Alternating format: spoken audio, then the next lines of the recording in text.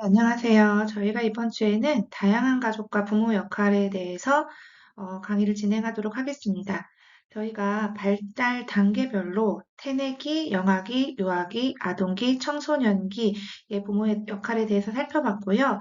그리고 발달 장애, 자폐 스펙트럼 장애에서부터 시작해서 품행 장애에 이르기까지 다양한 발달 장애의 특성과 또 부모가 어떤 역할을 해주면 좋을지 알아봤습니다.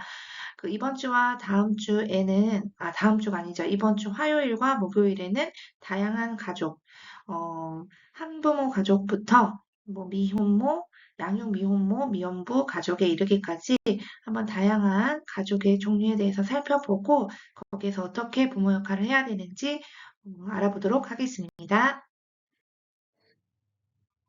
먼저 화요일에는 한부모 가족과 세부모 가족에 대해서 설명을 하고, 목요일에는 맞벌이 가족, 입양 가족, 보조생식술, 청소년 부모, 그리고 마지막으로 양육 미혼부, 미혼모 가족에 대해서 설명하겠습니다. 먼저 한부모 가족에 대해서 살펴보도록 하겠습니다. 한부모 가족 복지법에 따르면 한부모 가족을 만 18세 미만의 미성년 자녀를 둔 가정에서 부모 중 한쪽이 사망했거나 이혼, 별거, 유기, 미혼모 등의 이유로 혼자서 자녀를 키우는 한부모와 그다음에 그 자녀로 구성된 가족이다. 이렇게 정의를 내리고 있습니다. 한부모 가족 같은 경우에는 전체 가구 수의 약 7%가 해당이 되고요. 그리고 한부모 가족이 된 원인을 살펴보면 이혼이 많다고 합니다. 부자 가구보다는 모자 가구가 좀 높은 비율인데요.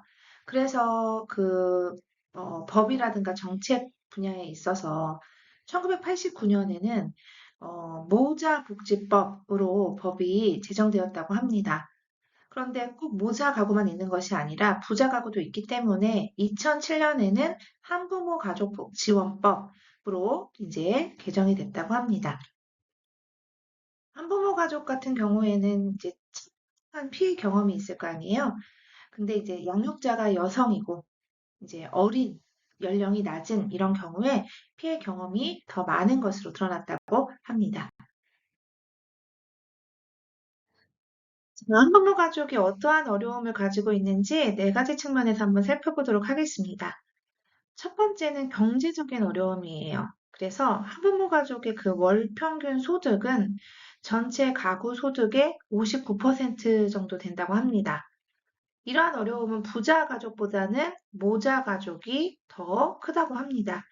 그래서 이러한 문제를 손쉽게 위한 방법으로 재혼을 이제 고려하는 경우가 많다고 합니다.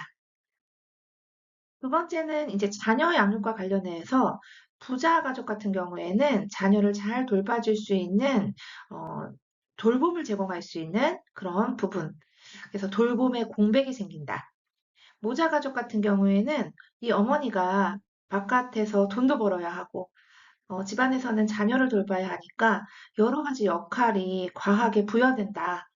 그래서 생각만큼 아이를 잘 돌보지 못한다. 그래서 죄책감이 생기는 경우가 있다고 합니다. 사회적 관계망의 축소와 관련해서는 부자가족 같은 경우에는 한부모 가족의 그런 지원 제도를 그 지원 제도의 존재 자체를 모르는 경우가 많다고 해요. 정서적 문제와 관련해서 부자 가족은 자녀와의 대화가 좀 단절되고 관계 만족도가 좀 낮다고 합니다. 모자 가족의 그 어머님들은 이제 우울하거나 무력감을 느끼거나 여러 가지 정신질환에 유발될 가능성이 높다고 합니다.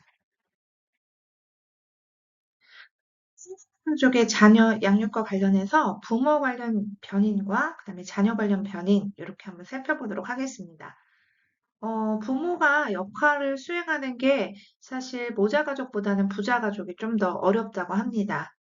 여기서 제일 중요한 것은 부모가 양육 태도를 어떠한 양육 태도를 가져야 할지, 민주적인 양육 태도를 보일 때 자녀가 보다 잘 적응한다. 이렇게 생각하실 수 있습니다. 그리고 이혼했다는 것 자체보다는 조금 더 이제 이혼 과정 중에서 이혼 후에 이제 사회적인 갈등이 있는지 없는지에 따라서 갈등이 이제 만성적으로 노출될 때 조금 더 이제 자녀에게 어려움을 준다. 이렇게 기억해 두시면 좋겠습니다. 그리고 다른 변이는 일단 성별이란 연령을 살펴보려고 하는데요. 여아보다는 남아가 적응이 좀 더 어렵다고 합니다. 그리고 연령 같은 경우에는 유아기에 자녀를 둔 경우에는 좀 아이가 부모가 이혼했다는 것에 대해서 좀 강한 죄책감을 좀 느끼는 유형 그런 편이라고 하고요. 아동기의 자녀들은 불안감이나 수치심이나 공격적인 행동을 하는데 이제 그렇기도 하고 또 학교가 만족감의 근원이 되기도 한다고 합니다. 청소년 같은 경우에는 직접적인 이렇게 분노를 좀 표현한다고 합니다.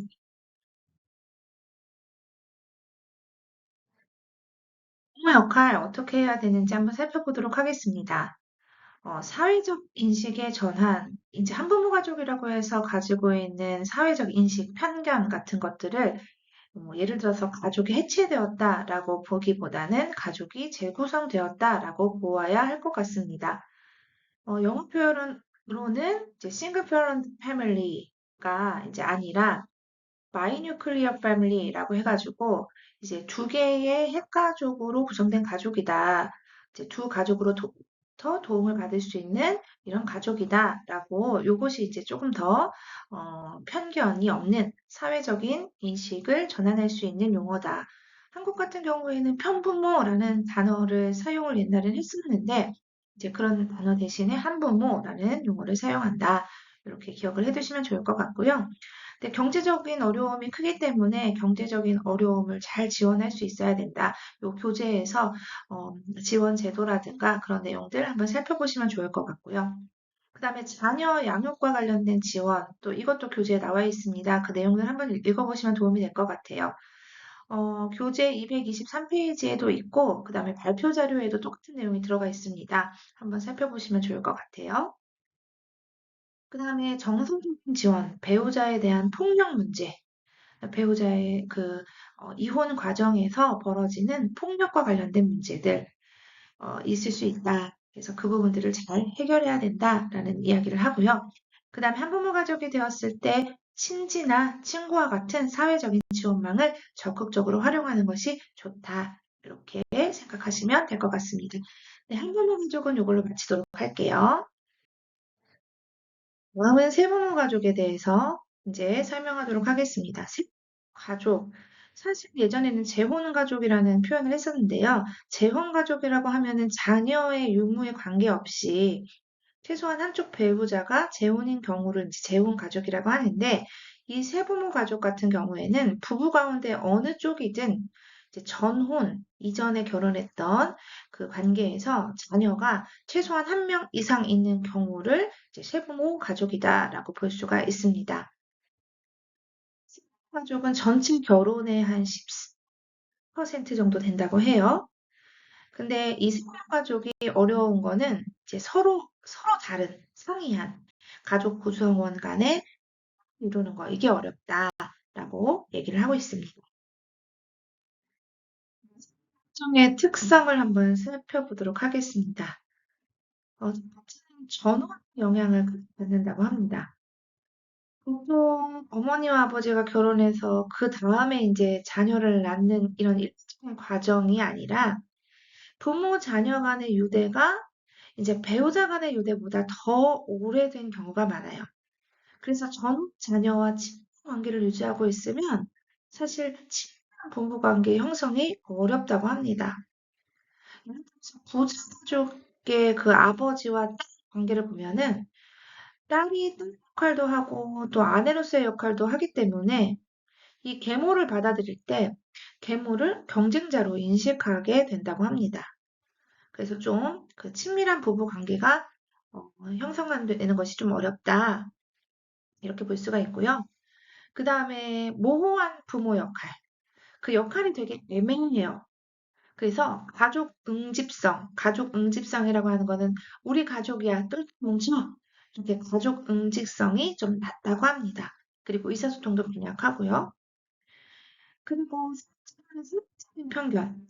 이제 보통 일반적으로 계모는 좀 냉정하고 차갑죠.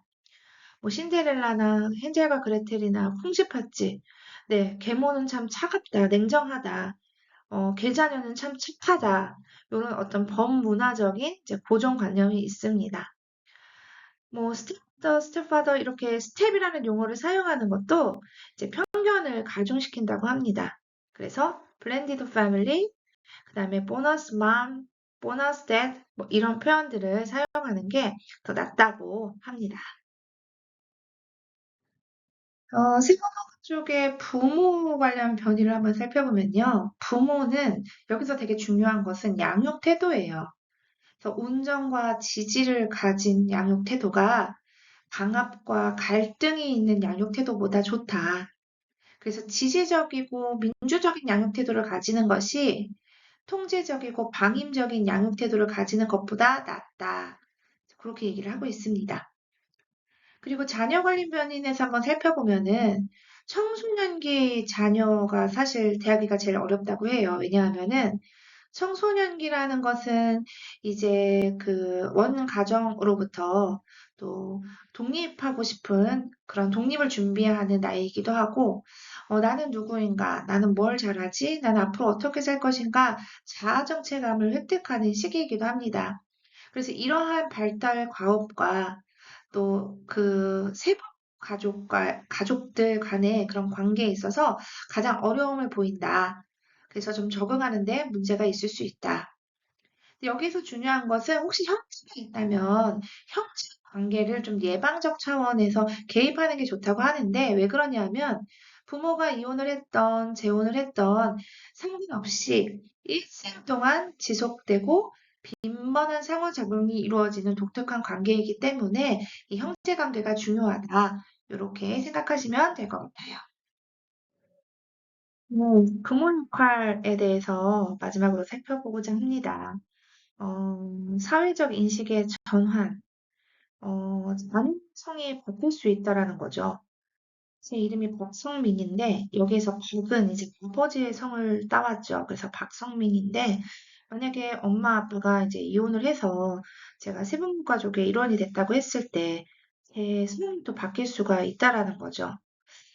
성이 바뀐다라고 하는 거는 나의 그런 정체성에 이제 문제가 생길 수 있다라는 겁니다. 근데 우리나라 같은 경우에는 2008년에 기존의 호적법이 좀 폐지되고 가족관계의 등록에 관한 법률이 시행되면서 이런 문제가 다소 해결됐다고 볼 수 있지만 그래도 여전히 이제 자녀의 그런 정체성 문제 궁극적으로 해결됐다고는 볼 수가 없다는 거죠. 그래서 그 부분에 대해서 생각을 해봐야 될 것 같고요.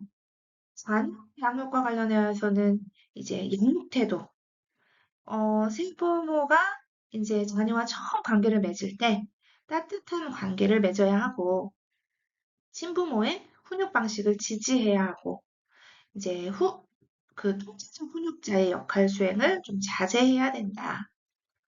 그리고, 쪽인데도 불구하고 마치 초원 가족처럼 보이기 위해서 노력하지 말아야 된다. 가장하지 말아야 된다. 시간적 여유가 필요하다. 그래서 시간적 여유를 가지고 접근을 해야 된다. 그리고 전혼에서의 부모 자녀 관계를 잘 배려해 주어야 한다. 이 부분이 또 이제 교재에 나와 있습니다.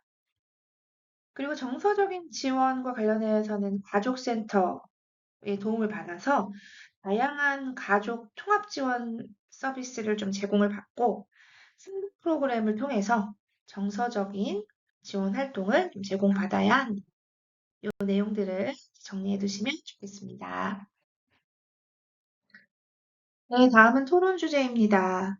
한부모 가족과 관련해가지고 토론 주제 한 개가 있고요. 세부모 가족과 관련해가지고 토론 주제가 한 개가 있습니다. 이 둘 중에서 하나를 선택하셔가지고 잘 작성해 주시면 됩니다. 네, 오늘 여기까지 하고요. 이제 다음 시간에 나머지 가족들에 대해서 한번 살펴보도록 하겠습니다. 감사합니다.